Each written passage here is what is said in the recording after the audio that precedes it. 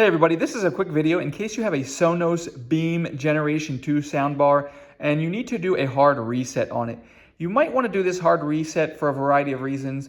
If you're getting any kind of connection issues where it keeps disconnecting or it won't connect, or the connection is unstable, or if the sound volume is too low or anything like that, or maybe there's only sound coming out of one side of the bar, anything like that, a hard reset can fix a lot of these issues, and it's real easy to do on this Beam.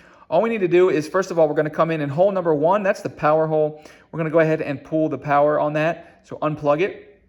Once you've unplugged it, you're going to press and hold button 2 here, the join button, and you're just going to press and hold it, and you're going to continue to hold it while you restore power and plug back in the speaker. And you're just going to look at the little indicator light on the speaker, and it will start blinking white. You're going to continue to hold this button 2 until that button starts to blink like an orangish reddish. Once it does that, you can let go and the reset will take place. And when the reset is complete, that orange will become a green color on the indicator, and that means your speaker has been reset and you can connect it to whatever you want.